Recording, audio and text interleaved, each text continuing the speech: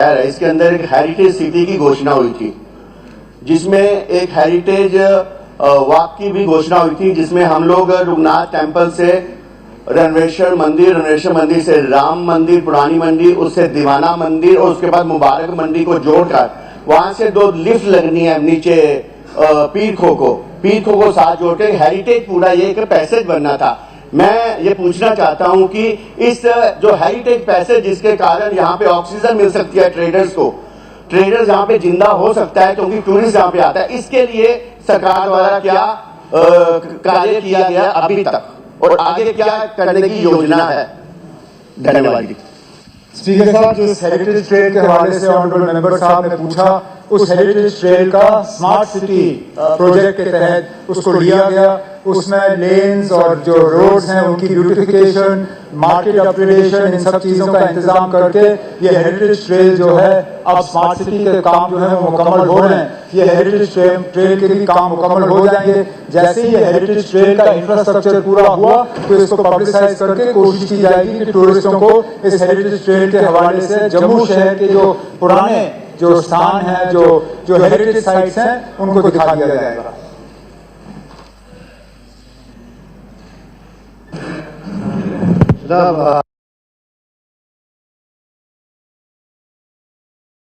ज़ाफ़रान, जैसा कि हम सब जानते हैं, हमारी मईशत में एक इम्पॉर्टेंट कैश क्रॉप है, कलीदी हैसियत रखता है। तो जनाब, इसको बढ़ावा देने के लिए प्रमुख इसकी प्रोडक्शन को बढ़ावा देने के लिए ज़ाफ़रान मिशन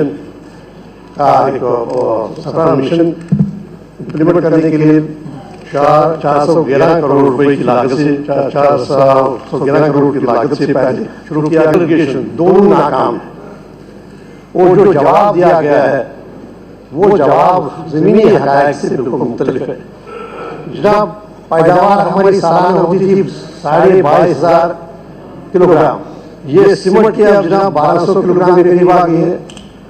और जनाब, जो इसमें टिक्की कंपोनेंट से एक रिजुनेशन का कि हम इसका फैलाव करेंगे, बाकी जो एरिया को इसके तहत लाएंगे, ज़ाफ़रान कल्टीवेशन वो भी फेल है।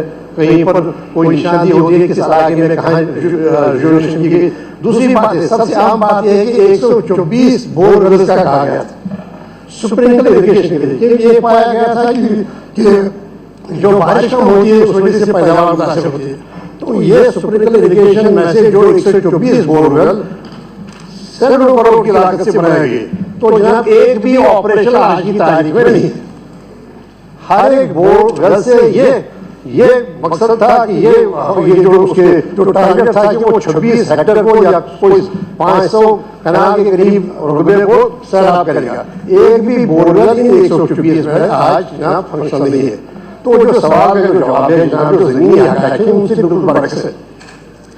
ऐसे दिया गया जवाब, और जबकि जो ये रिफ्लेक्ट नहीं करता है कि जो इस वक्त चल रही है, जहाँ 500 करोड़ का कारोबार होता था, तो आज ये कारोबार बिल्कुल जो ज़ाफ़रान ग्रोवर्स हैं या जो उसके डीलर्स थे, और ये हमारे मुल्क को अर्न करता था एक अच्छा खासा हमारा जो फॉरेन एक्सचेंज वो हम अर्न करता था, उसमें भी हर तरीके हर पहलू से बिल्कुल नाकाम रहा। तो जनाब, इस जो जैसे 124 बोरवेल्स में इनका ऑपरेशन न होना, उसके बारे में कोई वजाहत नहीं की गई है। तो जनाब उसके बारे में वजाहत की जाए। और क्या फिर वाक़। अब जनाब एक और बात है, हमने एक फैसिलिटी वहाँ बनाई थी 37 करोड़ की लागत से कि वहाँ पर GI टैगिंग होगी, वहाँ पर ही सुखाया जाएगा और वहाँ पर ही बेचा जाएगा। अगर इस साल 2000 किलोग्राम के करीब पैदावार हुई, लेकिन वहाँ पर 80 किलोग्राम पहुँच गए, क्या इसके बारे में वजाहत हो? अगर फिर वाक़या जैसा कि इसमें दावा किया गया है कि उसमें बढ़ोतरी हो गई है, पैदावार अच्छी खासी है, मामूल के मुताबिक है, तो जाहिर सी बात है उसका एक फेयर शेयर उसमें से इस फैसिलिटी में आना चाहिए था। और जो काश्तकार है उनका एतमाद बढ़ना चाहिए था इस फैसिलिटी पर जो वहाँ पर बनाई गई, जो स्पाइस पार्क के नाम से जानी जाती है। तो उसकी भी कोई जनाब उसका कोई इस्तेफादा हासिल करने से, क्योंकि है ही नहीं पैदावार, तो वहाँ जाएगा। तो जनाब, क्या जो हमारे ऑनरेबल मिनिस्टर हैं, क्या वो इसके बारे में वजाहत दें कि क्या ये जो मैंने जो हक़ाइक़ कहे, क्या इन हक़ाइक़ पर गौर करने के लिए वो आमादा हैं? वो उसके बारे में जो भी कार्रवाई है वो करने के लिए वो करना के ख्वाह है, आजिम है। आ गया आपका क्वेश्चन। सर इसीलिए मैंने कहा था कि मैं इस पर थोड़ा तफसीली जवाब देना चाहूँगा। लिखा हुआ है सर, ऑनरेबल एमएलए साहब ने जो कहा मैं खुद मानता हूं कि कुछ हद तक ये सही भी है कि 124 कम्युनिटी बोरवेल्स जो डिपार्टमेंट ने वहां इंस्टॉल करे थे उसमें से 77 ही जो है 84 लगाए थे और उन 84 में सिर्फ 8 जो है फंक्शनल रहे और 77 जो कम्युनिटी बोरवेल्स है वो नॉन फंक्शनल रहे। अब चूंकि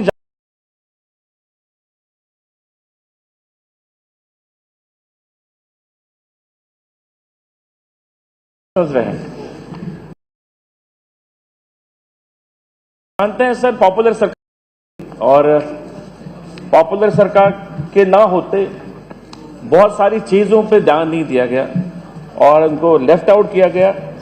अब जब से हम सरकार बनी है, पॉपुलर सरकार बनी है 4 महीने। देखिए, पॉपुलर या नॉन पॉपुलर की बात नहीं है, सवाल ये है कि ये बहुत बड़ा लैप्स है। जैसे ऑनरेबल मेंबर ने कहा 124 बोरवेल्स के लिए पैसा खर्च किया गया है, जो दिखाया गया है कि खर्चा हुआ है। अच्छा ये कहते हैं कि वो एक भी नहीं चल रहा है, हालांकि आप मानते हैं कि 7 या 8 सर सवाल ये है कि सरकार जिसकी भी थी आपको तो रेस्पॉन्सिबिलिटी फिक्स करना पड़ेगी ना। सर बेसिकली इसमें ये हुआ था, कोई एक कंपोनेंट इसमें जो फार्मर्स शेयर था उसमें जो लोग थे वहां के फार्मर्स को उनका अपना शेयर था, वो भी रिलेक्टेड थे, उन्होंने भी अपना शेयर खर्च नहीं किया। दूसरा ये कि 77 बोरवेल्स जो बनाए गए थे वो पूरी तरह से फंक्शनल नहीं हुए। अब हमने एक कमेटी बनी थी रिसेंटली, एक डिपार्टमेंट की तरफ से, मैकेनिकल इरिगेशन डिपार्टमेंट की तरफ से एक कमेटी वहां गई जिन्होंने मुआयना किया इन 77 पंप्स का, बोरवेल कम्युनिटीज का, और हमने फैसला लिया कि इसमें कुछ पैसा चाहिए जिससे ये ओरिजिनेट वापस हो जाएंगे, ठीक हो जाएंगे। अब वो प्रोसेस में है और जो लेफ्ट आउट 39 है, 40 के करीब है, उसके लिए भी हमने डिपार्टमेंट ने एग्जामिन करा है और उसकी भी रहमान जल्दी जो है टेंडर्स पे आ जाएगी और वो काम उस पर स्टार्ट किया जाएगा। अब ये बिल्कुल नहीं है कि कोई प्रोसेस ही नहीं हुआ, कुछ काम ही नहीं हुआ, वो भी नहीं है। अगर मैं आंकड़े अगर आप इजाजत दोगे तो मैं बताऊंगा कि इसमें प्रोडक्टिविटी कितनी बढ़ी, वो बता दूंगा आपको मैं सर। ईयर वाइज 2009-10 में सर 2.5 kg पर हेक्टर था, यही 2022 और 23 में 4.42 kg हुआ है। इसी तरह सैफरॉन पार्क की हेल्प से सर फार्मर्स की प्राइसेस एनहांस हुई है सर। पहले जो फार्मर्स की जो प्राइस पर मिलती थी वो 80,000 के करीब हुआ करती थी सर, आज की डेट में वो 2,20,000 की बनती है, इंक्लूडिंग जियो टैगिंग की वजह से। फिर ओवरऑल प्रोडक्शन क्यों कम हुआ? कम नहीं होगी सर, कम बढ़ी है, कम नहीं हुई है सर, कम नहीं हुई है। एरिया एक्सपेंसिव हुआ है सर, कम नहीं हुआ। प्रोडक्शन थी, अब क्या हुई, उसके बाद क्या हुई? प्रोडक्शन मैं से वही में आकर आप देंगे, मैं जवाब दे दूंगा सारा सर। इसी तरह पोस्ट हार्वेस्टिंग प्रोसेस की बात में इंक्रीज सैफरॉन स्टेगमा रिकवरी हुई है सर, फ्रॉम 20 ग्राम से टू 28 ग्राम। इसी तरह सर इसमें 6 kg का 2.6 kg का इनहेंस हुआ है। जनरली जो हमारा सर इसमें काफी हद तक इंप्रूवमेंट हुई है, इसको और इंप्रूवमेंट करने की जरूरत है और हम लोग कोशिश है कि इसको और इंप्रूवमेंट किया जाए। और तीसरा सवाल जहां तक ऑनरेबल एमएलए साहब ने कहा कि तीसरा पार्ट कि ऑनरेबल एमएलए और वहां के जो लोग हैं उनको कॉन्फिडेंस में लिया जाए, वो उस बात का, क्योंकि इन्होंने मेरे साथ भी डिस्कस किया और मैंने अपने जो ऑफिसर से उनसे बता के रखा है कि जब भी इंशाल्लाह अगर इन दिनों कोई मौका मिलता है हम लोग स्पॉट पे जाएंगे और जो जो बेहतरी के लिए करना पड़ेगा और जहां भी लैप्स हुए हैं वो इंशाल्लाह हम ठीक कर देंगे। जो दावा किया जा रहा है कि प्रोडक्शन इंक्रीज हो गई, पहले एतराफ ये कर रहे हैं कि सिर्फ 8 या 7 बोरवेल जो कह रहे हैं कि हैंड ओवर या किए गए या ऑपरेशन किए गए, लेकिन मैं कहता हूं कि एक भी नहीं हुआ। उसी वजह से 22,500 किलोग्राम से कोई 2,000 किलोमीटर तक सिमट गई है अब ये जो प्रोडक्शन।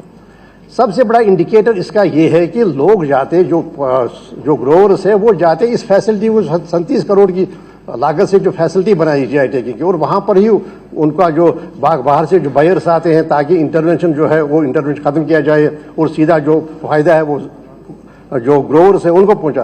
तो वहां जो इंडिकेट करता है, अगर इनके पास तफसीलात हो तो कितनी किलोग्राम वहां जीआई टैगिंग के लिए लाए गए और कितना उसमें वहां बेचे गए, सिर्फ 80 किलोग्राम के आसपास।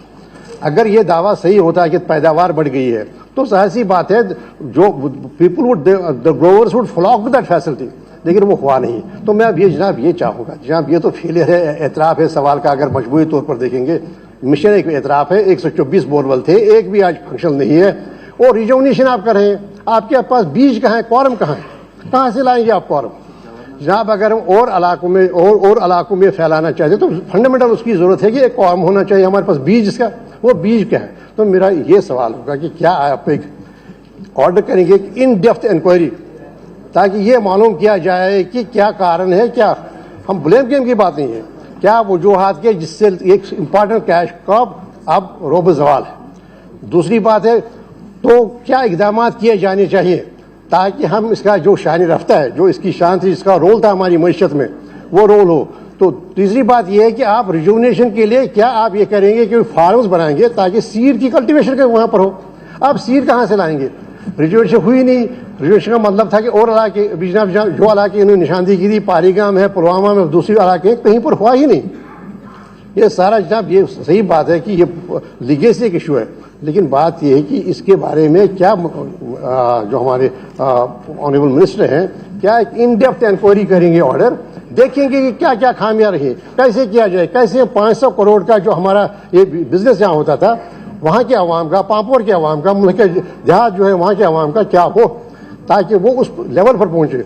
और उनको इस वक्त जो हमारे मुल्क को जो इस वक्त जो फॉरेन एक्सचेंज के हवाले से जो नुकसान है या वहाँ की जो लोकल आबादी को जो नुकसान है, ताकि उसका किसी न किसी तरह हम उसमें कमी करवाएं। क्या ऐसी एक इन डेप्थ इंक्वायरी जो होनी चाहिए, जो तकाजा करता है, जो वाक़ात बयान किए गए, क्या वो ऐसा करेंगे? स्पीकर सर, जैसे ऑनरेबल एमएलए साहब फरमाते हैं कि ये बात सही है कि टोटल जो है 3,665 हेक्टेयर जो इन कश्मीर डिवीजन में है और 2,598.7 hectare have been rejuvenated, leaving a balance of 1,116.2 hectare unirrigated. ये लेफ्ट आउट है। जो लेफ्ट आउट एरिया है उसके लिए हमें काम करने की जरूरत है। और चूंकि 124 कम्युनिटी बोरवेल्स है जिसमें फार्मर शेयर भी था और फार्मर रिलेक्टेंट है, फार्मर जो थे वहां पर, जिस तरह मसूद साहब बात कर रहे हैं, फार्मर जो वहां के हैं उन्होंने कॉपरेट नहीं किया सर। जो स्प्रिंकलर इरिगेशन लगनी थी, बाकी चीजें लगनी, वहां सर ऐसे भी एलिमेंट्स काम कर रहे हैं, वेस्टेड एलिमेंट्स जो नहीं चाहते ये एरिया जो है डेवलप हो, क्योंकि उनके कुछ और इंटरेस्ट है। लैंड ग्रैबर्स है वहां पर सर, और भी बहुत सारी रियल एस्टेट बिजनेस लोग हैं जो चाहते हैं कि ये एरिया जो हम इसको रियल एस्टेट में डेवलप करें, क्योंकि ऑन रोड पे है।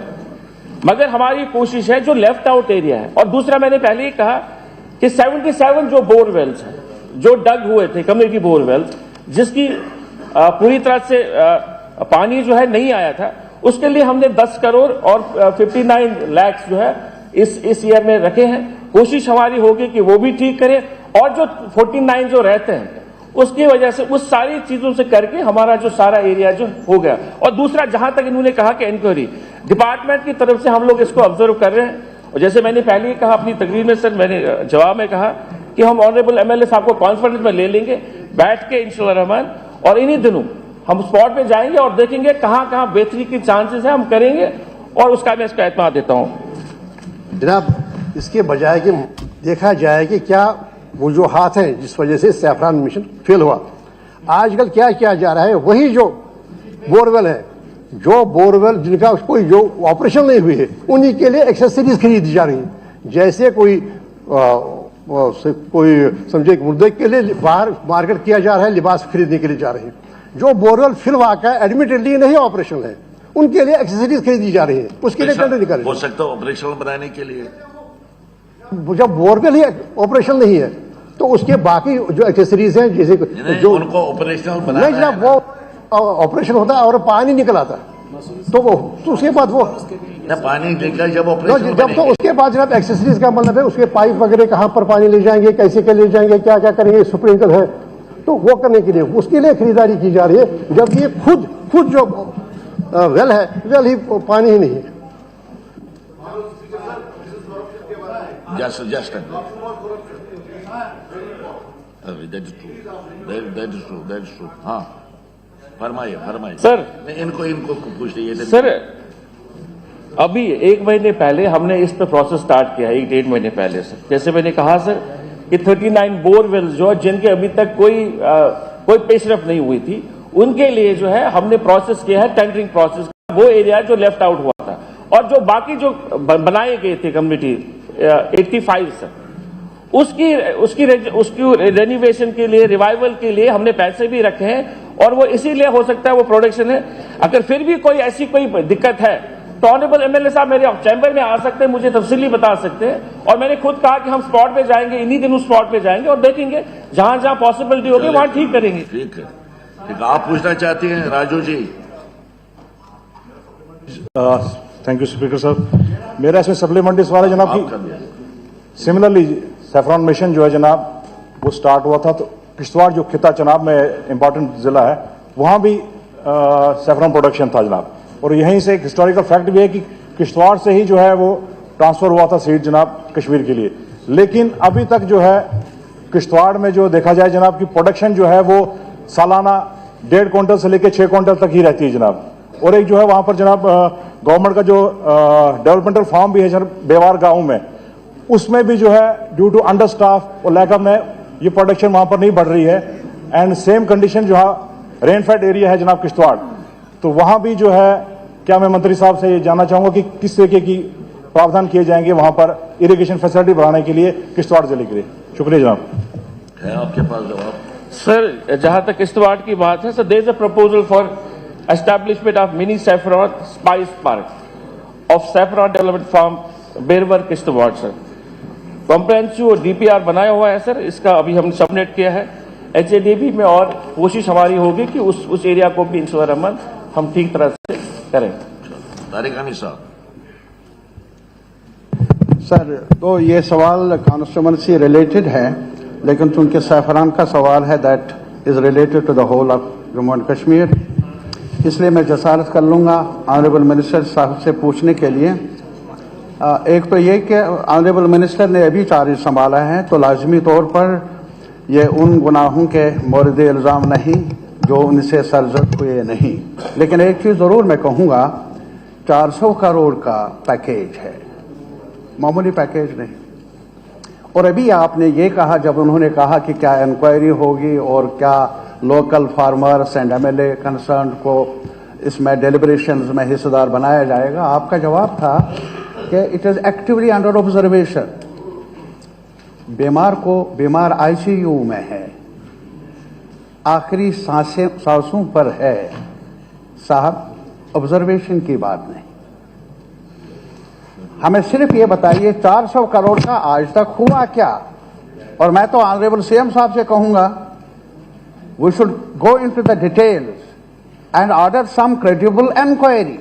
It's not the question of departmental observation.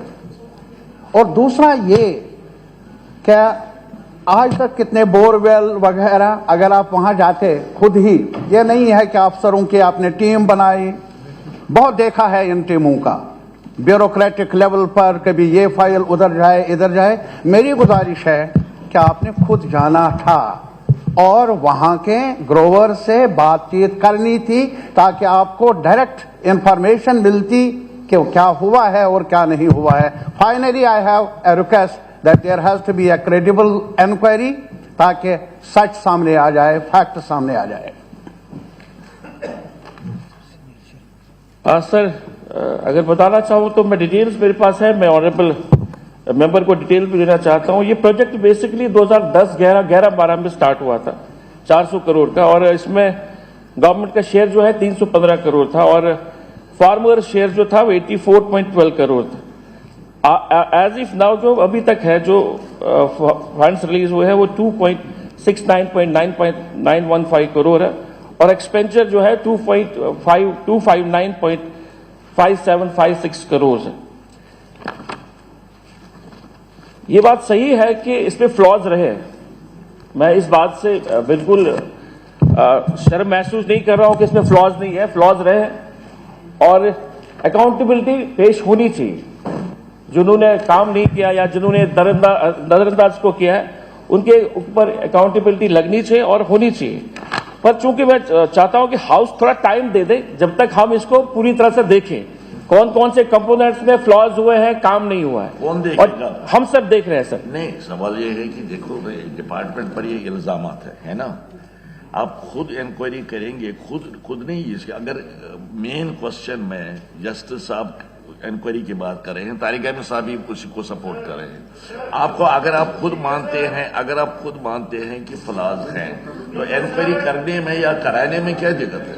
इसको एग्जामिन कराएंगे सर, हम लोग एग्जामिन कराएंगे और इंक्वायरी अगर लगती है इंक्वायरी करनी, हम इंक्वायरी भी कराएंगे इसमें डिपार्टमेंट की sir. Yes honourable speaker sir, चूंकि ये कॉन्स्टिट्यूंसी स्पेसिफिक क्वेश्चन था तो मैंने पहले नहीं बोला। अब बात किश्तवाड़ तक आई है इस सैफरान पार्क की, तो मेरा बोलना लाजमी है क्योंकि पूछने वाले भी अनजान है और बोलने वाले भी अनजान है। किश्तवाड़ सैफरान पार्क 2017 में मैं एज MOS एग्रीकल्चर था, मैंने वहां पे सैंक्शन करवाया था सैफरान पार्क। लेकिन सैफरान डेवलपमेंट फॉर्म जो है वो लगभग 3 डेकेड से वहां पे है। उस पर कितना काम हुआ कितना नहीं, मैं उस पर नहीं जाऊंगा। लेकिन ये जो सैफरान पार्क है, ये जब सरकार गिरने के बाद जो यहाँ पे एडमिनिस्ट्रेशन थी, इस पे ज्यादा कोई काम नहीं हुआ। इसलिए मैं गुजारिश करना चाहूंगा ऑनरेबल मिनिस्टर साहब से कि ये जो नॉमेनक्लेचर यहाँ पे दिया गया है सैफरान डेवलपमेंट फॉर्म, ये सैफरान पार्क हटके है। आप डिपार्टमेंट से गुजारिश करें कि जो इसका DPR तैयार हुआ है वो एक पर्टिकुलर एरिया के लिए जहां पे सैफरान उगाया जाता है, उनको फैसिलिटेट करने के लिए उनको एजुकेट करना है, इसकी मार्केटिंग करनी है, बाकी कल्टीवेशन के टूल्स देने हैं, वहां के लिए एक DPR तैयार किया गया था बिल्डिंग बनाने के लिए, जिसके लिए पैसा फराहम करना था स्टेट गवर्नमेंट ने, वो अभी तक पेंडिंग है। इसलिए ये जवाब जो है ये थोड़ा सा कंफ्यूज्ड जवाब है, इसे डिपार्टमेंट से दोबारा से जवाब लीजिए। ऑनरेबल मिनिस्टर साहब से भी गुजारिश है कि जो ये सैफरान डेवलपमेंट फॉर्म है उसमें डिपार्टमेंट ने खुद सैफरान उगाना है और जो सैफरान पार्क है वो फार्मर्स को फैसिलिटेट करना है, इसलिए इस कंफ्यूजन को दूर करें। सर एक सजेशन है ये, I'll check it out, sir. अच्छा ठीक। मिस्टर निजामुद्दीन भट्ट साहब, सर, मिनिस्टर इंचार्ज जल शक्ति।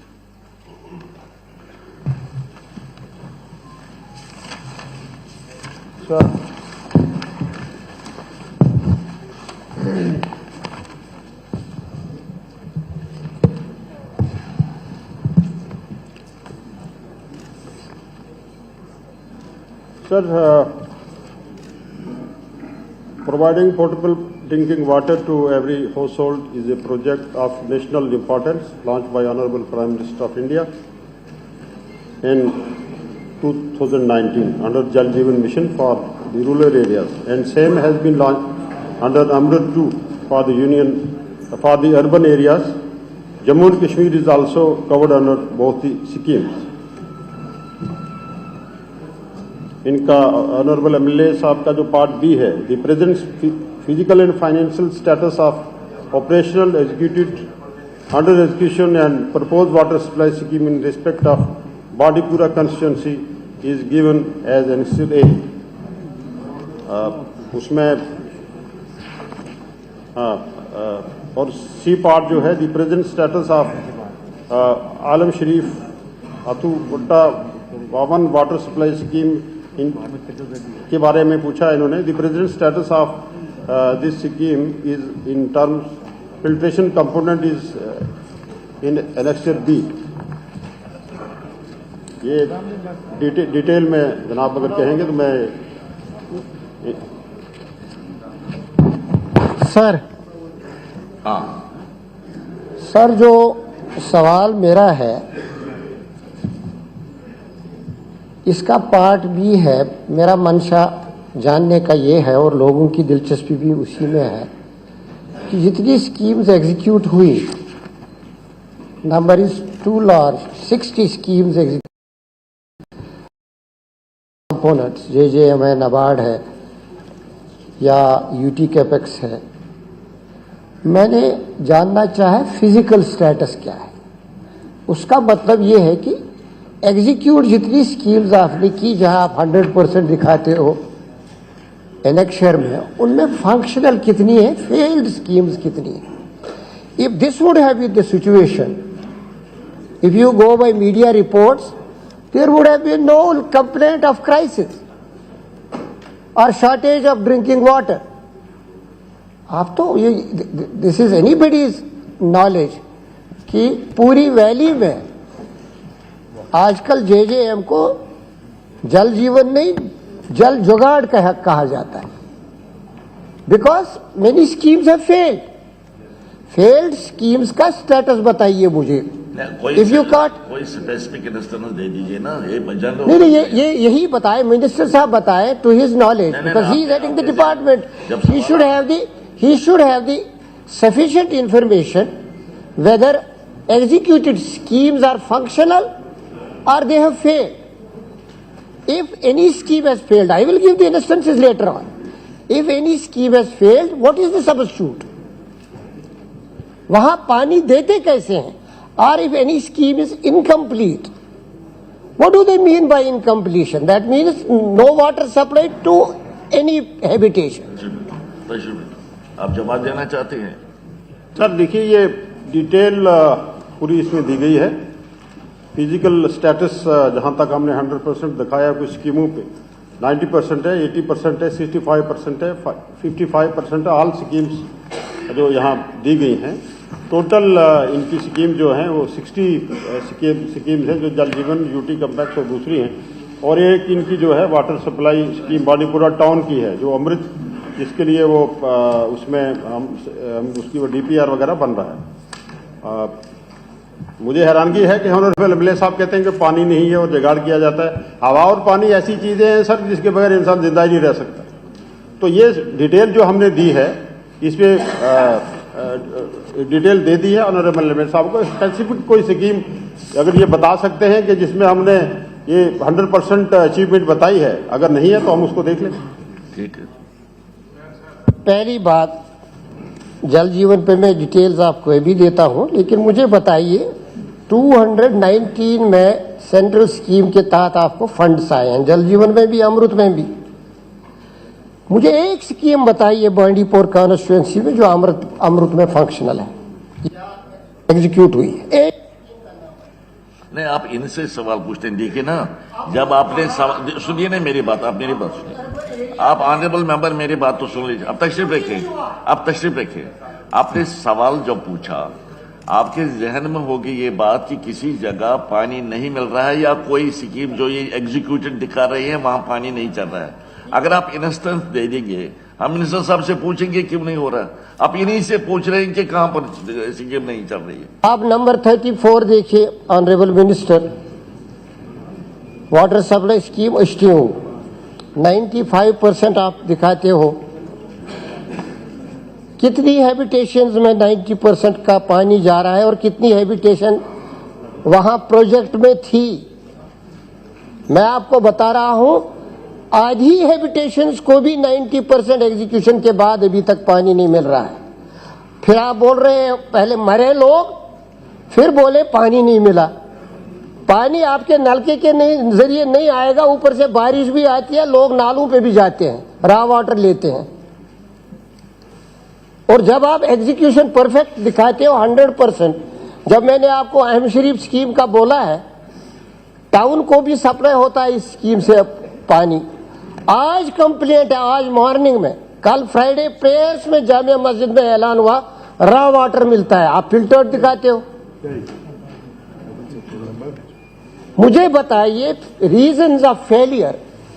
आपका मैकेनिकल कंपोनेंट है, आपकी इनएडिकेट एचआर प्रॉब्लम है, आपकी डेफिशिएंसी फाइनेंसेस में है क्या, या और कोई रीजन है? कारण क्या है for failed schemes?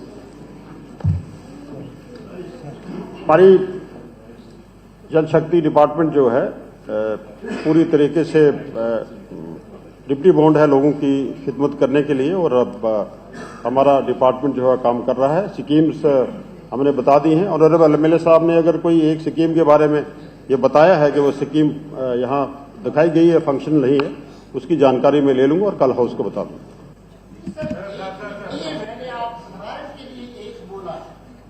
several schemes which are not functioning और वहां रीजन बताया जा रहा है मैकेनिकल कंपोनेंट, मैकेनिकल वाले कॉपरेट नहीं कर रहे हैं। पिछली दफा आपको प्रेस में आया होगा, आलूसा वाटर सप्लाई स्कीम से कुत्ता निकला और 3 महीने का मरा हुआ कुत्ता था, पानी मिल रहा था, आप उसको फिल्टर स्कीम बोलते हो। ऑनरेबल मेंबर, आपने जो सवाल पूछा ये कहते हैं कल मुकम्मल इंफॉर्मेशन दे देंगे। अब क्या झगड़ा ही नहीं रहा, आप तशरीफ रखिए, कल ये इंफॉर्मेशन देंगे। Maybe giving you the income, water is giving us the life. वो तो ठीक बात। It took us 25 minutes. जो इंफॉर्मेशन मांग रहे हैं ये कल दे रहे हैं, अब क्या दिक्कत है? कल मिलेगा ना आपको इंफॉर्मेशन।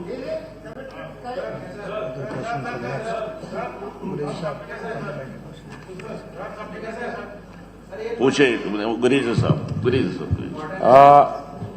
ऑनरेबल स्पीकर साहब, जैसे जल जीवन इन्हीं का डिस्ट्रिक्ट है, क्वेश्चन डिस्ट्रिक्ट है, इनके डिस्ट्रिक्ट। मैं आपकी बात भी सुनूंगा, कोई बात नहीं। जल जीवन मिशन जो है ये इसलिए लाया गया था कि हर घर में नल आएगा और नल में पानी आएगा, लेकिन बड़े अफसोस से कहना पड़ता है जब से ये स्कीम आई है न कहीं नल है न नल में पानी है। अब मैं अपनी कॉन्स्टिट्यूंसी की स्पेसिफिक बात करूंगा। आप देख लीजिए गुरेज के अंदर जहां भी ये स्कीम बनाई गई है, नाले में डाला गया है पाइप और उसी से पानी देते हैं, और जब बारिश का खतरा पड़ता है आप यकीन नहीं करेंगे कि उसमें कीचड़ 10 दिन 15 दिन चलता है और लोग बाद में मजबूर हो जाते हैं जाके दरिया का पानी पीते हैं। और आपने इसी में फीस लेने की जब बारी आती है तो आपने नहीं जी पानी की फीस दे दो यार। जब आप फिल्ट्रेशन प्लांट में एक स्कीम की बात करूंगा, हमारा चक नाला स्कीम है, 2014 में स्कीम शुरू हो गई, नाबार्ड में स्कीम थी, आज तक ये पानी नहीं ला सके उस स्कीम में। 14 से 24 10 साल में मेरे अंदाजे में तब तक एक पीढ़ी खत्म हुई होगी जब तक उसमें पानी आ जाएगा। तो मेरी गुजारिश होगी ऑनरेबल मिनिस्टर साहब से कि आप ये खाली ये नई पुरानी शराब नई बोतल में डाल के आपने जल जीवन बनाया और हर घर में पानी दिया, ये स्कीम टोटली फेल है। मैं आपको अपनी कॉन्स्टिट्यूंसी की बात करूंगा कि अगर आपने वहां 10 स्कीमें बनाई है, एक भी नहीं चल रही है आपकी स्कीम। और आप फीस के लिए मैंने लोगों से कहा है कि जब तक न ये फिल्ट्रेट पानी देंगे तब तक फीस मत दीजिए, और तब तक फीस लोग नहीं देंगे जब तक न आप उनको वो रॉ वाटर देते हो, तब तक वो आप कोई हक नहीं रखते उस फीस लेने की। तो मेरी गुजारिश होगी मिनिस्टर साहब, आप डायरेक्शन दे दीजिए अपने डिपार्टमेंट को, जहां आप रॉ पानी देते हो वहां फीस चार्ज मत कीजिए जब तक ना आप फिल्टर पानी दोगे। इसका सजेशन आ गया, कोई बात इस पर आप गौर करें जो सजेशन है दे दिया। हाँ फरमाइए आप, मगर ये ख्याल में रखें कि सवाल बांडीपोरा के बारे में है। सर बांडीपोरा वालों को भी पानी पीना है और उधमपुर वालों को पीना है सर। ये चूंकि जल शक्ति का इशू है और पानी एक ऐसी चीज है जिसको इंसान जानवर और इस संसार दुनिया और सिस्टम में रहने वाले हर जीवन प्राणी को चाहिए। जल जीवन मिशन जो है गवर्नमेंट ऑफ इंडिया की तरफ से एक बहुत बढ़िया स्कीम लगाई कि हर घर के अंदर जो है जल जो नल से आएगा, और फंडिंग का फ्लो इतना हुआ कि जितना डिमांड करी गई उससे उसके मुताबिक और जिसने जिस तरीके का प्रोजेक्ट बना के भेजा तो फंडिंग आई। लेकिन अगर बात करें थ्रू आउट, अगर किसी भी एमएलए को, अब किसी भी एमएलए को पूछेंगे, एक भी एमएलए सेटिस्फाई होगा इस जो इंप्लीमेंटेशन में। और एक बहुत बड़े सीनियर मोस्ट ब्यूरोक्रेट ने एक इतना बड़ा खुलासा किया कि इतना बड़ा स्कैंडल है इसके अंदर, इतना बड़ा स्कैंडल है सर। इसमें आपने प्लास्टिक की पाइप लगा ली जंगलों में, जंगल में आग लगेगी वो जल जाएगी, और जंगल में जो चलने वाले लोग हैं हमारे ट्राइबल लोग हैं, पानी चाहिए कट मारा, और टोटल फेल। और किसकी रिकमेंडेशन पे हुई सर? हमारा देखें लद्दा उधमपुर क्रॉस करते ही लद्दा मादा कूद पत्नीटॉप का एरिया है, टूरिस्ट मतलब होटलियर कहते हैं जनाब हम टूरिस्ट को रुका ही नहीं सकते क्योंकि हम पानी हमारे पास है ही नहीं है। हम टैंकर से पानी लाके टूरिस्ट को कैसे करें? पूरा एरिया और पूरा सर मेरी एक लास्ट गुजारिश है, स्पेसिफिक ये है कि सर इसमें एक हाउस कमेटी बननी चाहिए, और जो है इंप्लीमेंटेशन में इतना बड़ा स्कैंडल जो हुआ है, इतना बड़ा फेलियर है। आपने स्कीम बना दी, किस एक्शन ने बनाई जहां सोर्स ही नहीं है, पाइपें लगवा दी, आपने रिजर्वायर बना दिया, आपके पास सोर्स ही नहीं है। ये बहुत बड़ा स्कैंडल है सर, इसमें एक हाउस कमेटी बननी चाहिए। और जो डेली वेजर्स हैं इसमें, क्योंकि आपने एक पंचायत में एक रिजर्वायर था, आज 10 बन गए, आपके पास मुलाजिम ही नहीं है तो चलाएगा कौन इसको? अगर पानी होगा भी, रिजर्वायर भरा भी जाएगा, कोई जुगाड़ करेंगे भी तो चलाएगा कौन? आपके पास एम्प्लॉय है नहीं है। हमने लोगों की जमीनें ले ली रिजर्वायर बनाने के लिए, उसने जमीन दे दी, आज कहते हैं हम आपको लगा नहीं सकते हैं। आपने ITA ट्रेन लड़कों को लगाया, उनको हम रेगुलर नहीं कर रहे हैं। ये लोग कितने वर्षों से चला रहे हैं। तो सर हाउस कमेटी बन के ओवरऑल हाउस कमेटी बन, मेरे ख्याल में इनकी डिमांड्स जब आएंगी ना, आप डिटेल में बात कर सकते हैं। अभी ना डिमांड्स फॉर ग्रांट्स आ रही है, उस वक्त मिनिस्टर साहब शायद जवाब ही दे सकेंगे। इस वक्त जो उन्होंने सर मैं बोलना चाहते सर ऑनरेबल एमएलएज क्योंकि पब्लिक नुमाइंदा हैं ये, और हर ऑनरेबल एमएलए का कंसर्न है, इनके कंसर्न जायज़ है। मैं ये गुजारिश करूंगा सर कि जल जीवन मिशन जो है 2019 में जब स्टार्ट हुआ तो बदकिस्मती से 2005 का साने हुआ, और उसमें सर ये रहा कि कोई पॉलिटिकल यहाँ सिस्टम नहीं था। ये हमारे तमाम पॉलिटिकल लोग जो थे वो मैक्सिमम कैदो बंद में थे, तो ये स्लो प्रोग्रेस में ये काम चलता रहा। और फिर कोविड भी रहा, कोविड और ये जो 5 अगस्त का था और ये सब मिला के, और फिर बॉर्डर एरिया की जहां प्रॉब्लम आएगी, बॉर्डर एरिया से भी हमारे ऑनरेबल एमएलएज हैं, क्योंकि सीज फायर वायलेशन भी रहा पाकिस्तान की तरफ से।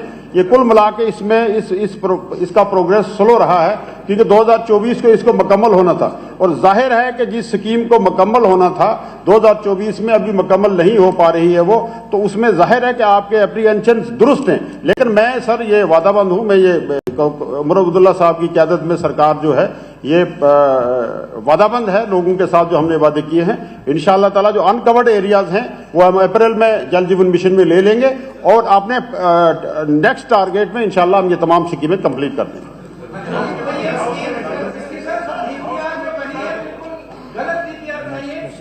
जिसमें DPR है और कितने लोगों को बेनिफिट होगा और कितने को उस DPR के मुताबिक रखा गया है। कोई एक DPR मंगवा के अधिकारियों से जांच करवा लें, कोई एक DPR। चलिए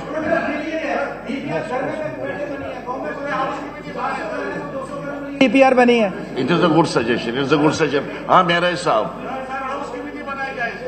फरमाइए क्या बोना सर। जस्ट सर अभी आ रही है ग्रांट्स, आप क्यों घबरा रहे हैं? ये पहला दिन है, इनकी ग्रांट्स आएंगी, जो भी इनके डिपार्टमेंट के बारे में आपको पूछना होगा आप पूछ सकते हैं। एक ही सवाल में आप सब कुछ, सब एमएलए का कंसर्न है कि इसमें बांग्लादेश हुई है, हाउस कमेटी तश्कील देने में क्या फर्क पड़ता है? इनका भी कंसर्न है, ये कहते हैं मेरा भी कंसर्न है, मिनिस्टर साहब भी कह रहे हैं। फरमाइए आप क्या पूछना है? ये जो जल जीवन स्कीम है ये इसी साल खत्म हो रही है या कि इसका पीरियड बढ़ाया जा रहा है? अगर तो ये इसी साल खत्म हो रही है तो इसका बेड़ा गर्क है। ये हमें बताएं, हमें इस बात का नहीं पता है। और पानी का बहुत क्राइसिस है सर, इसमें कोई शक नहीं। और इसके अंदर जो कमीशन वगैरह करना चाहिए, इंक्वायरी कमीशन सर बहुत जरूरी है। चलिए रखिए बस बस बस बस ये बहुत हो गया। अब आप तशरीफ रखिए, आप तशरीफ रखिए, बहुत हो गया। और क्वेश्चन है, ये तीसरा ही सवाल है, टाइम खत्म होने वाला है। अब वो दूसरों का भी हक है ना सवाल पूछने का। और टाउन में कब DPR बनेगा, कब स्कीम लॉन्च होगी? 2019 से कितना उर्सा हो गया, why it has not been launch so far? अच्छा तशरीफ रखिए, आ गया क्वेश्चन, आ गया। आप कुछ बताना चाहते हैं आप इसके बारे में? हमारा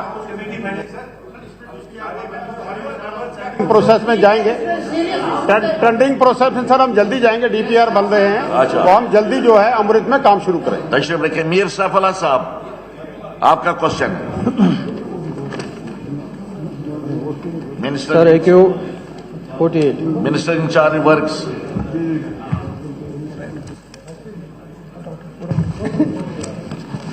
Honorable Speaker, AQ number 48, Para A. Yes, sir. Karen sector is connected with the rest of UT of J&K via Pokhran Gully to Karen Road, 46.76 kilometer, maintained by BRO. The road remains partially closed during the winter season due to the snow accumulation, and regular snow clearance is being done by BRO for providing connectivity to Karen sector. The PMGSY road, Zahroma Jamkund, length 25.00 kilometer, is a highly altitude road. पढ़ने दोगे तुम? हाँ पढ़ ले पढ़िए। पढ़ा हुआ।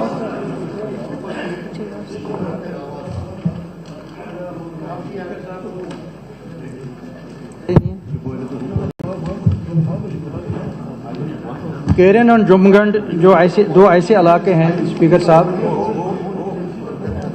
जो Outside talking, please. Please. Biri Saab, you are in the house. Sir Keran और जुमगंड दो ऐसे इलाके हैं कुपवारा डिस्ट्रिक्ट के जो सर्दियों में कम से कम 4 से 5 महीने बंद रहते हैं बर्फबारी की वजह से। लोगों की यह हालत है वहां पे सर्दियों के दौरान। बीमार बहुत सारे ऐसे होते हैं जो बेमौत मरते हैं। अस्पतालों में कोई इंतजाम ऐसा नहीं है कि बीमारों को वहां देखा जाए। स्कूलों का कोई अरेंजमेंट ऐसा नहीं है कि कॉलेज हो वहां पे बच्चे वहां से कोई उनको ट्यूशन मिले या कोई ऐसी कोई फैसिलिटी नहीं है। वो इलाका समझ लीजिए 5 से 6 महीने बिल्कुल कटा हुआ रहता है। जुमगंड और केरन का इलाका है। ये आज की बात नहीं है, साल से उन लोगों को ये परेशानियां हैं, ये मुसीबतें वो झेल रहे हैं साल से। आज अवामी हुकूमत आई है। मैं ने पिछले कई दिनों से या पिछले कई महीनों से ये देखा कि रियासत के अंदर यूटी तो मैं इसको नहीं बताता हूं कभी क्योंकि यूटी मुझे हजम नहीं होती है ये बात। रियासत के अंदर कई टनल बनाए गए, सोनमर्ग की टनल, करगिल की टनल, जो यहाँ से श्रीनगर जम्मू से नेशनल हाईवे जाता है, कहीं टनलें वहाँ पे बनाई गई है। रेलवे के लिए कहीं टनलें बनाई गई। मैं जानना चाहता हूँ गवर्नमेंट से क्या वजह है कि एक बहुत बड़ा इलाका जो एक दूसरी तरफ से पाकिस्तान के साथ जुड़ा हुआ है, अगर वहाँ पे कंपैरिजन किया जाए तो उस तरफ के जो लोग हैं उनको हर एक फैसिलिटी है, ये तो हमने मानना पड़ेगा। इसके लिए हमें कोई परेशानी की बात नहीं है। उनको बहुत सारी फैसिलिटीज है। जो इस तरफ का इलाका है, केरन का इलाका है या जुमगंड का इलाका है, बेमौत मरते हैं, सड़कें बंद होती है। कल आज बीच से वहां पे मिलियाल एक इलाका है वहां पे केरन के लोग उनको रिहेबिलिटेशन कैंप में है वहां पे। अब R&B डिपार्टमेंट, आपके डिपार्टमेंट के लोगों की मेहरबानी है, वहां पे उनको खाना खिला रहे हैं वहां। और ये भी हद है स्पीकर साहब, सर्दियां आने से पहले वहां पे डिफरेंट डिपार्टमेंट सर्वे करते हैं कि कहां पर कौन शख्स ज्यादा बीमार है और उसको 6 महीने पहले वहां से शिफ्ट करने के लिए मजबूर करते हैं। कौन लेडी प्रेग्नेंट है तो उसको कहा जाता है कि आप यहां से शिफ्ट करो, दूसरे इलाके में जाओ, कुपवारा जाओ, हंदवारा जाओ, श्रीनगर जाओ, वहां इलाज करो 6 महीने के लिए। ये हालत है उन इलाकों की। तो मैं आपसे जानना चाहता हूं, अगर इतनी मुसीबतें हैं वहां लोगों को, स्टूडेंट्स को, बीमारों को, आम इंसानों को, तो आपको टनल तो ये हमारी हुकूमत तो बना नहीं सकती है, मैं मानता हूं, लेकिन एक डीपीआर बनाने में क्या हर्ज है आपके डिपार्टमेंट का? एक डीपीआर आप बना दीजिए ताकि वो सेंट्रल गवर्नमेंट को डीपीआर जाए। हो सकता है वो कंसिडर करे उन लोगों की मुसीबतों को, उनकी परेशानियों को, और वो डीपीआर बन के वहां केरन और ये जुमगंड के लिए 2 टनल बने ताकि वो लोगों की जो मुसीबतें जो साल से वो जी रहे हैं, वो मुसीबतें उनकी मुसीबतें कम हों। इस बारे में आपसे जानना चाहता हूं। जहाँ तक ताल्लुक है सर, ऑनरेबल मेंबर साहब का बहुत जेन्युइन कंसर्न है, और क्योंकि मैं भी पहाड़ी इलाके से आता हूँ और ये दूर दराज का इलाका है और पहाड़ी और बर्फ पड़ती है। कोई शक नहीं कि लोगों को जब बर्फ पड़ती है तो मुश्किलें हो जाती हैं, और काफ़ी सारी हमने भी पिछले अभी ऑनरेबल सीएम साहब ने भी काफ़ी सारी मीटिंग ली इस सिलसिले में, और मैं खुद भी कश्मीर में खुद गया और कई जगह में हमने विजिट की। जहाँ तक इनका है कि वहाँ पे कोई टनल बननी चाहिए, जम्मू कश्मीर में काफ़ी सारी टनलें बनी हैं और इनकी डिमांड भी जायज़ है क्योंकि ज़रूरत है उस इलाके की, और जैसे जैसे हालात बदल रहे हैं और क्योंकि आजकल बर्फबारी भी अचानक पड़ती है तो पता नहीं होता, तो लिहाजा जहाँ तक ताल्लुक है इनकी टनल का, ministry of road transport and highways वो एक डीपीआर बना रही है across Sadhana pass on national highway 701। एक मिनट सुनिए ना, आप उसके बाद बोल लीजिए, मुझे बोलने दीजिए। तो उसके लिए जहां तक ताल्लुक है कि वो एक ऑल वेदर टनल होगी जिससे कनेक्टिविटी कहीं ना कहीं करना एरिया को भी मिलेगी। तो लिहाजा जहां तक ताल्लुक है कि अगर ये जो टनल का है डीपीआर बन रहा है उसमें देखेंगे कैसे कैसे, अगर इस टनल में कैसा है, ऑनरेबल एमएलए साहब को पूरा कॉन्फिडेंस में लेंगे और मैं सेक्रेटरी साहब को कह दूंगा कि इनके साथ बात करके क्या हो सकता है। और दूसरा जहां तक ताल्लुक है कि ये बीआरओ रोड है सर दूसरा, तो लेकिन है कि फिर भी बीआरओ का जो है कि उनसे बात की जा सकती है, लेकिन जहां तक ताल्लुक है आपका जो कंसर्न है और हमारा भी सेम कंसर्न है और उमर अब्दुल्ला सरकार का भी सेम कंसर्न है कि फार फ्लंग एरियो में चाहे टनल के रास्ते चाहे रोड की एक्टिविटी दी जाए, चाहे वो पीएमजीएसवाई हो कैसे भी हो, लेकिन जहां तक ताल्लुक है फिलहाल जो ये टनल बन रही है इसमें आप थोड़ा सा आप मेरे पास आ जाइएगा चैम्बर में, ऑनरेबल एमएलए साहब से मैं रिक्वेस्ट करूंगा और वहां सेक्रेटरी साहब को भी बुला लेंगे और बीआरओ का जो चीफ इंजीनियर उनसे भी बुला लेंगे, बात करेंगे, देखेंगे क्या बेस्ट पॉसिबल निकल सकता है। लेकिन एज इट इज आज की डेट में आज मैं यहां से आपको कह दूंगा ये कर देंगे, इतना आसान नहीं, आप खुद मिनिस्टर ऑनरेबल मिनिस्टर रहे हैं, तो इसलिए मैं आपसे यही रिक्वेस्ट करूंगा कि आप मेरे चैम्बर में आ जाएं, बैठ के इस पर कोई ना कोई हल निकालें। सर मैं जानता हूं कि ये दिनों के अंदर टनल बना नहीं सकते, ये तो मैं मानता हूं। डीपीआर बनाने में दिन ही लगेंगे, ज्यादा कुछ टाइम नहीं लगेगा। एक तो मैं आपसे एक कहना चाहूंगा कि डीपीआर बनवा दीजिए, आप केरन के लिए और जुम्मगढ़ के लिए आप डीपीआर बनवा दीजिए और भेज दीजिए सेंट्रल गवर्नमेंट को, इसमें आपको कोई दिक्कत नहीं है। दूसरा मेरा सप्लीमेंट्री ये है इनसे, जब तक ये टनल बने जो लोगों को वहां स्कूल के हवाले से, हॉस्पिटल के हवाले से, बीमारों के हवाले से, सड़कों के हवाले से जो परेशानियां हैं वहां पे लोगों को, इस बारे में आप डिप्टी सीएम हैं, आपके इख्तियारात हैं, आप मुझे बताइए उस हवाले से आप तब तक क्या करने जा रहे हैं केरन और जुम्मगढ़ के इलाके में, ये मुझे बताइए आप। सर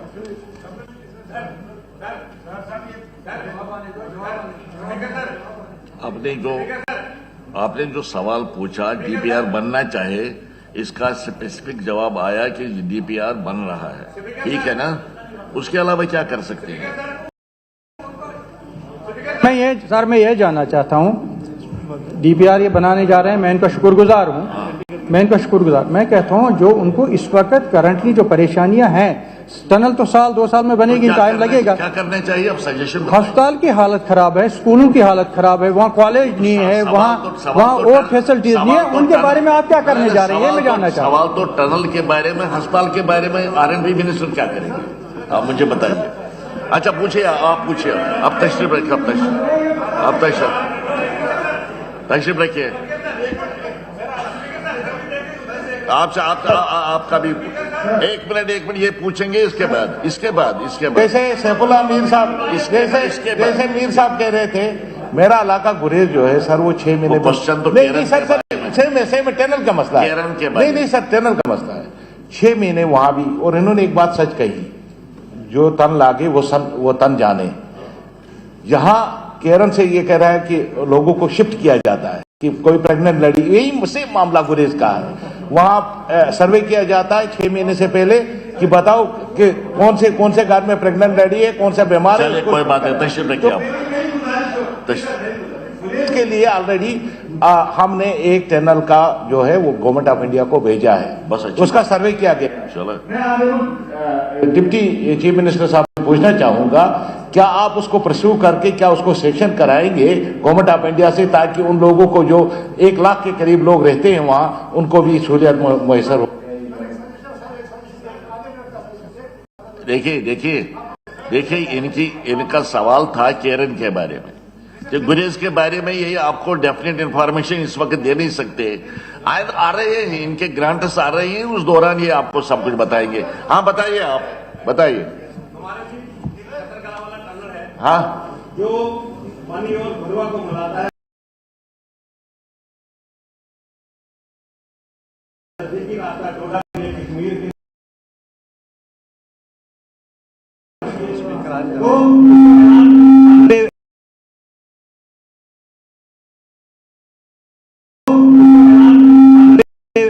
गडकरी जी ने किया था, उसकी डीपीआर कब बनने जा रही है, इसका नहीं करे। एक बात सुनिए, मैं गुजारिश करूंगा ऑनरेबल मेंबरान से, क्वेश्चन जो पूछे जाते हैं, अगर आपको किसी को सप्लीमेंट्री पूछना है मैं आपको टाइम दे दूंगा, मगर वो सप्लीमेंट्री इसके साथ ताल्लुक रखता हो जो मेन क्वेश्चन है। आप वहां की बात कर रहे हैं, ये तो केरन की बात कर रहे हैं, केरन और आपके इलाके का कोई ताल्लुक ही नहीं आपस में। आप तशरीफ रखिए, मेहरबानी करके तशरीफ रखिए।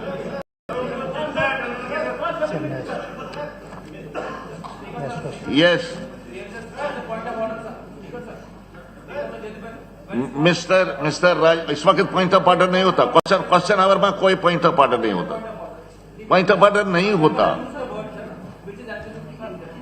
वो कह रहे हैं कि बॉर्डर पार वाला इंफ्रास्ट्रक्चर अच्छा, और यहाँ पे ऐसी बात प्लीज इस ऐवान के रिकॉर्ड से निकाली जाए। वहां पे my humble submission. Yes yes, you have used sir, you have used it. Honourable member कह रहे हैं कि बॉर्डर के उस तरफ का इंफ्रास्ट्रक्चर बहुत अच्छा है। What sort of comparison is it sir? Please इसे चले, कोई बात नहीं, तशरीफ रखिए, आप तशरीफ रखिए ना। मिस्टर राजीव कुमार, मिस्टर राजीव कुमार, नमस्कार सर। पूछिए सवाल आप अपना।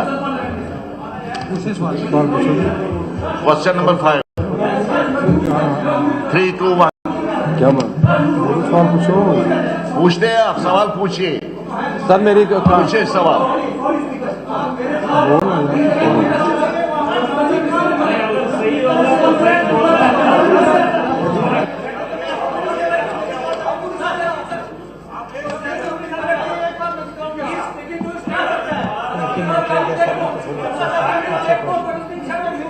आप तशरीफ रखिए, कोई बात नहीं, कोई गलत है नहीं, तशरीफ रखिए।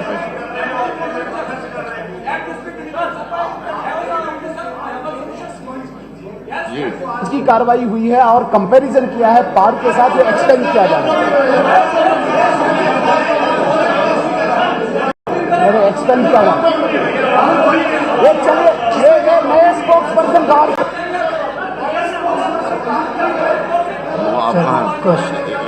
टेबल पेपर दे देते हैं। क्वेश्चन अवर खत्म हुआ सर, क्वेश्चन अवर खत्म हुआ। यही मैं कह रहा हूं।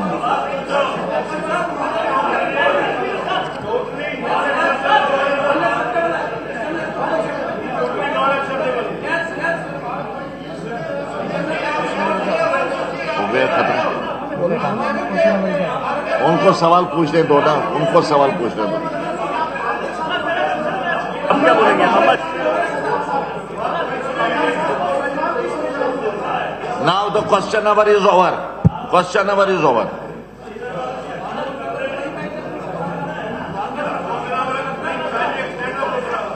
Now discussion on motion of thanks on governor's address. जनाब मुबारक गुल साहब, पढ़ लीजिए।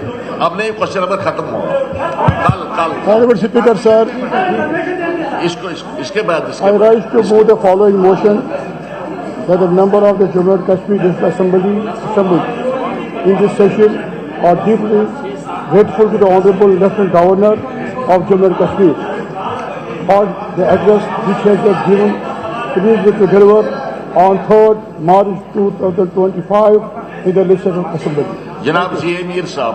Mir Sahib second. Sir, I rise to second the motion. तहरीर की गई है कि जनाब लेफ्टिनेंट गवर्नर साहब को जनाब सजाद गरी लोन साहब की तरफ से तरामी मौसूल हुई हैं। ऐवान का वक्त बचाने के लिए मैं उनको मूड तस्वर करता हूं। अब जनाब लेफ्टिनेंट गवर्नर साहब के खुतबे के लिए जी, अच्छा ओके, कोई बात नहीं। 70 की डिसअलाउ की है, पब्लिक सेफ्टी एक्ट की, 1987 की और पुलिस वेरिफिकेशन की। सर, अगर हम यहां नहीं पेश करें तो आप ही बताएं कहां पेश करें। देखिए मैं बताता हूं आपको क्या दिक्कत क्या है। जहां तक आपका 87 का मसला है,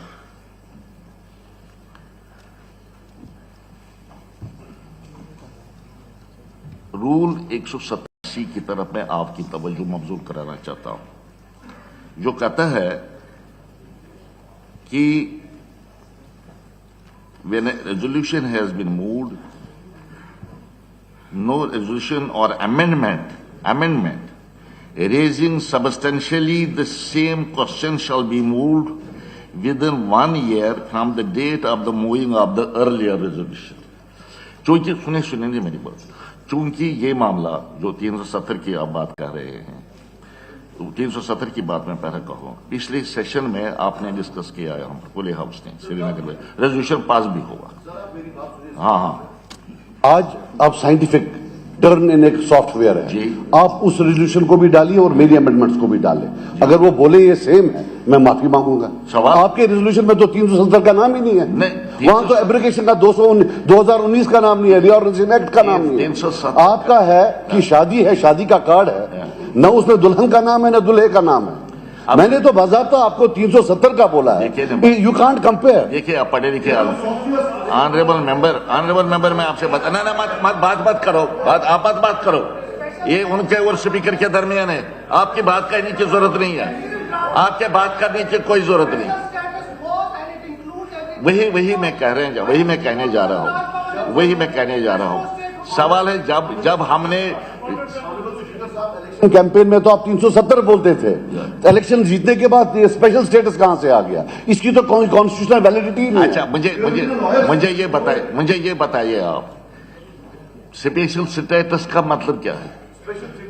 UT also, it could be a UT. Special status Indian constitution में जो special status Jammu and Kashmir को दिया गया था वो इनकॉर्पोरेटेड 370 में है। बस 370 वो दफा है एंड 35A जिसका आपने जिक्र किया है। अब सुन लीजिए ना, मैं ये इंडियन कॉन्स्टिट्यूशन में जो does not mean Article 370. Special status does not cover what has been done to us on 5 August 2019. It does not cover Reorganization Act. Special status could even be a UT. Are we fighting for a UT? Special status is a very broad. मुझे बताइए, it does not necessarily mean 370. Special status मेरा considered opinion है कि special status Indian constitution में दफा 370 और 35A में ही मौजूद था और कहीं नहीं था, जिस पर आपकी बहस हुई पीछे। सुनो ना, अब मेरी रूल आप सुनिए ना, मेरी बात पूरी बात सुनो, आप पूरी बात सुनिए ना, सिर्फ यही बात नहीं है, मैं पूरी बात सुनिए। देखिए ना, मैं आप दूसरे पॉइंट पर आता हूं। जरा आप क्यों बात कर रहे हैं? आप सुनिए ना मेरी बात, आप क्यों बात कर रहे हो? मैं इनसे बात कर रहा हूं, इसलिए उस पर चूंकि बहस हुई, दोबारा 1 साल तक उस पर बहस नहीं हो सकती है। एक पॉइंट मेरा ये है। दूसरा पॉइंट ये है, जो आप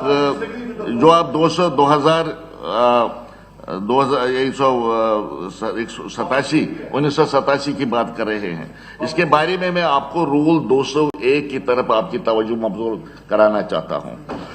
In order that a motion may be admissible, it shall satisfy the following conditions. इसमें conditions जो हैं, वो conditions है, it shall raise substantially one definite issue, ठीक? It shall not contain arguments, inferences, ironical expressions, imputations or defamatory statements. It shall not refer to the conduct or character of person, ठीक? It shall be restricted to a matter of recent occurrence. यानी जो भी आपका motion होगा, it should refer to a matter of recent occurrence. अब आप खुद फैसला करेंगे, ऐवान फैसला करेगा, क्या 1987 का अगर कोई मामला है, क्या वो recent occurrence है? That is not a recent occurrence.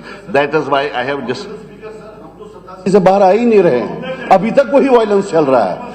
It's all linked to 87. Rules की बात आपको कर रहा हूं, लिहाजा ये मोशन भी मैं डिसअलाउ करता हूं। दो बातें। तीसरी बात, ठीक, you can use it anyway, but what is the harm in putting it in front of the House? Recent occurrence को किस तरह आप इस्तेमाल करेंगे, मुझे समझाइए। It is not a matter of recent occurrence. I say that rigging of 87 brought in violence, that those 1 lakh people who have died. Sir, let me speak, sir. Honorable Speaker, sir, I want to speak, sir. Are you telling me that you don't care about the people who are in the graves? You don't want a probe? All I am saying is that if there is a probe, at least future governments will refrain and not do these things which have brought in misery and death and destruction to this place. And you are saying no. कोई भी चीज, it's not recent. देखिए ना, sir, it's not recent. कोई भी चीज आप यहां पर ला सकते हैं हाउस में, but it should be covered under rules. Rule मेरा स्पेसिफिकली कह रहा है कि it should be a matter of recent occurrence. आप 37 साल हो गए 87 से, 37 साल के बाद आप मामला यहां पर उठा रहे हैं। ये तो दो बातें हैं। दूसरे जो आपके एक दो मामलात हैं, पब्लिक सेफ्टी एक्ट का है, वेरिफिकेशन का है, ये सब मामला जो हैं ये यूनियन होम मिनिस्ट्री के मातहत है। ये स्टेट गवर्नमेंट के, देखिए ना, ये स्टेट गवर्नमेंट के मातहत नहीं है। जो मामला हमारी जुरिस्डिक्शन में नहीं है वो मैं परमिट नहीं कर सकता। मैंने परमिट किया जो परमिट क्या कर नहीं, आप तशरीफ रखिए ना, आप तशरीफ रखो ना, मैं रूलिंग दे रहा हूं, पॉइंट ऑफ ऑर्डर नहीं है, there is no point of order. अच्छा, Still say, you please me for a moment.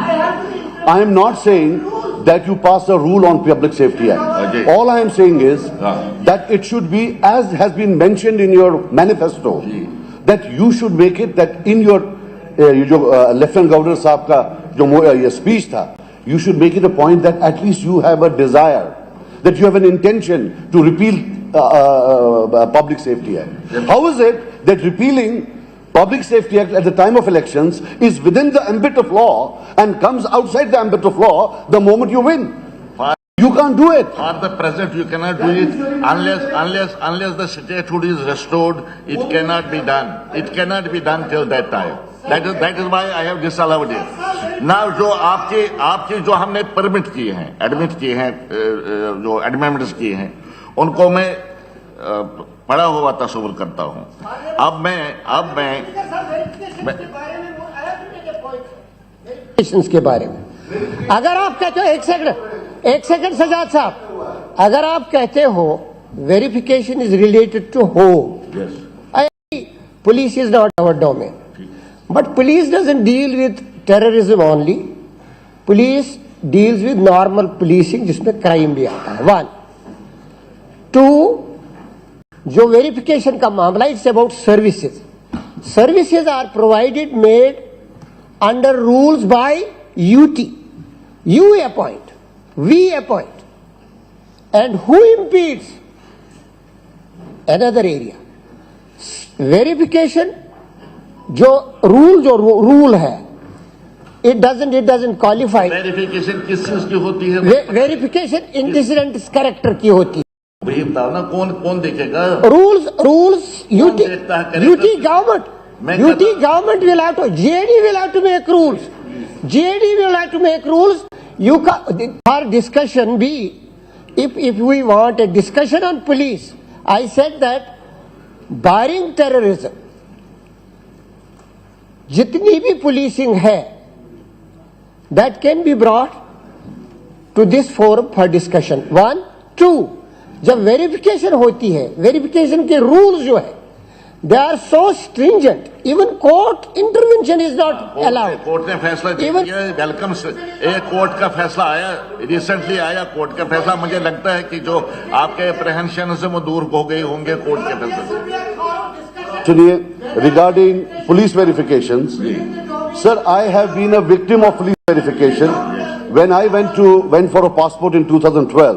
एक तो होता है आप अप्लाई करते हैं फिर रिजेक्ट करते हैं। I was banned from applying, I was under pact that before you apply you have to seek permission, but this is only in the state of JNK। हम तो सिर्फ ये कह सकते हैं कि जो बाजू के पंजाब में रूल है वही हमको भी करें। Are we not equal citizens of India? आपके कंसर्न जो हैं, सर, देखिए, मैं आपके कंसर्न को अप्रिशिएट करता हूं। देखिए लोन साहब, आपके कंसर्न को मैं अप्रिशिएट करता हूं। अब सुन लीजिए,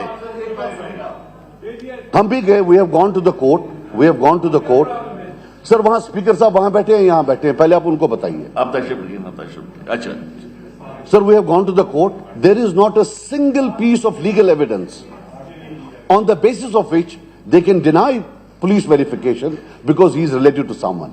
It's all word of the mouth, and unfortunately it has started probably in 1996 जब आप लोग थे। खैर कोई बात नहीं, we will not go into that. We need to discontinue it now, and we can put it there that this is our intention, that our children should not be punished for something that their father has done, or their brother has done, or their cousin has done. It is primitive. How can we allow it? And how can this assembly keep quiet? Just tell me. हम कैसे चुप कर सकते हैं कि हमारे बच्चों को किसी जगह सिलेक्ट होते हैं, वो मेहनत करते हैं, और आप बोलते नहीं आपके चाचे का, बेटे का, ताये का कोई जो है होके भी गया उस था पर तो जजमेंट और नहीं आया judgment sir, that's a single case जो वो नहीं आया जजमेंट सर। बहरहाल सर आपको नहीं सुनना है, I walk out because you are not. It will apply to other case also. अब हो गए ये close, treat it as close, हो गया, मैंने रूलिंग दे दी। I cannot allow it, I cannot permit it, and the speaker's ruling is final. Please, तशरीफ रखिए आप, तशरीफ रखिए आप, तशरीफ रखिए। We have closed the chapter. अच्छा, आप बताइए मिस्टर मुबारकुल साहब, आप तकलीफ शुरू करें, बोले आप। पहले इनके एक मिनट जरा आप जावेद साहब, आप कुछ बोलना चाहते? हाँ, मैं बोलूंगा, सुनो ना, एक बात सुनो, इस पर नहीं। अच्छा, इसकी बात सुनो ना पहले। इसको मैंने कहा था, अच्छा वही मैं कहता हूँ, वही तो अगर किसी के खिलाफ एफआईआर होगा, वही मैंने उसकी जो रिपोर्ट होगी, जो करेक्ट रिपोर्ट होगी, वो उसको दी जाएगी। दूसरी बात जनाब, जिसको पासपोर्ट की शिकायत है, अगर किसी का बेटा, किसी का भाई, किसी का बाप, हाँ वही तो फैसला एक्टिविटी में या किसी जगह इन्वॉल्व है, लेकिन उसके रिश्तेदार को तंग नहीं, वही मैंने फैसला सुना मुझे। ठीक है, ये बात आ गई पहले, जो आप कह रहे हैं वही मैं कह रहा हूं। आप तशरीफ रखिए। मैंने कहा कोर्ट ने फैसला पहले ही दे दिया है। बताइए जावेद साहब आपको क्या करना। एक मिनट मोबाइल। शुक्रिया ऑनरेबल स्पीकर साहब। इनको मैंने कहा था ये क्वेश्चन नंबर के दौरान ये बताना चाहता हूँ सर, करना जो है डिस्ट्रिक्ट हेडक्वार्टर से, यानी जो हमारी रोड है सर, चौकीबाल टू करना सर। एक मिनट ठहरो ना, इनकी बात सुनो ना पहले। सर जो रोड है हमारी चौकीबाल टू करना, जो हमें डिस्ट्रिक्ट हेडक्वार्टर से जोड़ती है सर, वो पिछले 8 दिन से बंद है। इसी तरह सर हमारी बिजली के ही इनको यानी कि पीजी के लिए होना था एग्जाम में, तो अनफॉर्चुनेटली सर रोड ब्लॉक होने की वजह से, मौसम खराब होने की वजह से अपेयर नहीं हो सके सर। पेशेंट हमारे वहाँ पे स्टक हो गए हैं सर। मैं चाहता हूँ कि गवर्नमेंट इसके बारे में मुझे जवाब दे। और दूसरी ये सर कि चॉपर सर जो सब्सिडाइज रेट पे यानी गवर्नमेंट की है, तो वो करना के लिए, और जितने भी स्नो बाउंड एरियाज है सर, उन उसके ऊपर यानी कि चॉपर सर्विस चालू की जाए सर। बस उठिए। शुक्रिया स्पीकर साहब। आज इस मौजूद अजवान में जो मैंने तहरीक पेश की, जो लेफ्टिनेंट गवर्नर साहब ने जो खितबा पेश किया, उसके शुक्रिया के हवाले से मैं खड़ा हूँ इस हाउस में, उस हाउस में। सबसे पहले मैं ये कहना चाहता हूँ कि जिस अकीदत से जरा एक मिनट क्या कहना चाहते हैं? Sir you made a reference, हाँ आपने तकरीर करनी है, आपने एक minute, you made a reference about article 370। अब छोड़ सर एक मिनट बात तो सुन लीजिए। आप कहते हैं उसको, यू सेड कि it is a special status mentioned in Article 370. I say I differ. Special status was in relation with Article 371, and that also too in 1962. मेरा बोलिए। क्या हो गया आपका? सबसे पहले मैं रियासत के अवाम को अपनी पार्टी की तरफ से, हाउस की तरफ से मुबारकबाद पेश करता हूँ, जिन्होंने अपने वोट का इस्तेमाल किया। और इस बार जो वोटिंग परसेंटेज हमारे रियासत में बहुत, या यूटी के रियासत के ये बहुत परसेंटेज ज़्यादा हाई रहा, और लोगों ने बड़े अकीदत के साथ, बड़े जज्बे के साथ बाहर निकले और हमारे इस पर एक जिम्मेवारी आयद की। लोगों के मुश्किलात जो आजकल हम देख रहे हैं हर सतह पे हैं, और लोग की ये उम्मीद है कि इस हाउस में लोग की बात होगी।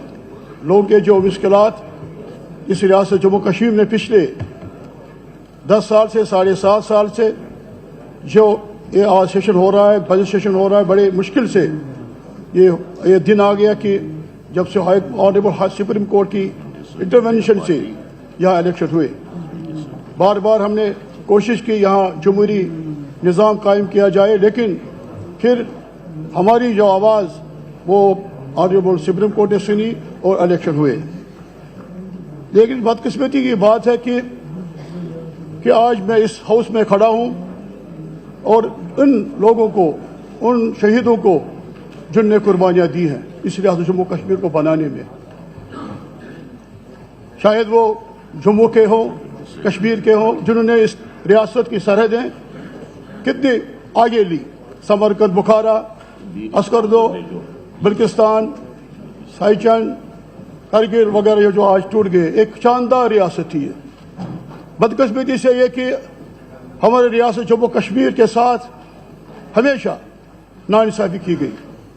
अगर तवारीख को देखेंगे आप स्पीकर साहब कि मुगल दौर में हमारे एक बादशाह हुआ करते थे यूसुफ शाही चक। यूसुफ शाही चक के ज़माने में अकबर ने, जो हिंदुस्तान का बादशाह था, उसने बुलाया उसको, कहा आप मेरे साथ बातचीत करो। लेकिन जो यूसुफ शाही चक के एडवाइजर्स थे और उसकी जो हबा खातून थी, उसने कहा आप मत जाइए, आप मत जाए अकबर के दरबार में। लेकिन बदकिस्मती हमारे रियासत जम्मू कश्मीर की, वो उधर अरेस्ट किया गया। आज उसकी कब्र वहीं पे है। इसलिए जो आज हम ये बात कर रहे हैं कि रियासत जम्मू कश्मीर का जो हाल हुआ, हमने यहाँ पे जो रियासत जम्मू कश्मीर की आन शान और बान जो थी वो आज खत्म हो गई। लेकिन हमें गिला है, यहाँ तो हम अपनी बात रखेंगे, हमें ना गैरडिस की बात करनी है, ना कोई, हम जो हमारे दिल में है हम वो कहेंगे। क्योंकि जो रियासत जम्मू कश्मीर को ये एक यूटी बनाया, अगर आप रियासत जम्मू कश्मीर के पहाड़ी इलाके से भी किसी को कहेंगे या मैदानी इलाके से कहेंगे या जम्मू के रघुनाथ मंदिर बाजार से भी कहेंगे, मेरे ईदगाह से भी कहेंगे किसी को, वो कहेगा कि हमें ये मंजूर नहीं है। क्योंकि इस तरफ से ये मामला किया गया। अगर इस हाउस में नहीं बोलेंगे फिर कहां बोलेंगे? कि जिस तरफ से वहां पे अगर करना था, अगर इनको करना था, अपनी हुकूमत बनानी थी, असेंबली मेंबर यहाँ रेजोल्यूशन पास करते, हमारे रियासत को 2 हिस्सों में तकसीम करो, हमारे रियासत के हुकूक को खत्म करो, कोई गिला नहीं था। अगर यहाँ स्पीकर साहब के साथ या इनकी गवर्नमेंट ये रेजोल्यूशन करती कि हमारी ये यूटी बनाए। लेकिन अफसोस की बात है कि जिस तरफ से किया गया, रातों रात एक शख्स को एक मैंडेट दिया गया कि पार्लियामेंट में ये फैसला लिया गया, यहाँ के लोग को पूछा नहीं गया। अगर यहाँ के लोगों को पूछते कि हमें ये मंजूर है या नहीं मंजूर है, लेकिन ये वन साइडेड फैसला किया गया है। एक जो रियासत एक शानदार रियासत थी, ये हमारे महाराजा हरि सिंह जी जिन राजपूतों ने कुर्बानियां दी थी इस रियासत को बनाने के लिए, वो रियासत अब खत्म हो गई है। लेकिन आप जो मुझे ये जो आज जो सिलसिला चल रहा है, ये एक जो 370 की बात कर रहे हैं, मैंने खुद सुना है शेर कश्मीर की तकरीर, अनंतनाग में उन्होंने तकरीर की, कहा कि ये 370 जो है ये यहाँ के जो अक्सरियती तबका है उनके लिए हिफाजत है, जो हिंदुस्तान के साथ हमारा इलाहाक है उनके साथ वहाँ वो महफूज है। क्या दोनों कम्युनिटी को यहाँ का जो माहौल था, एक जो सिलसिला यहाँ जम्मू कश्मीर का था, एक मुस्लिम मेजॉरिटी स्टेट थी, लेकिन यहाँ जो प्रोविजन रखा गया था कि ये आर्जी है।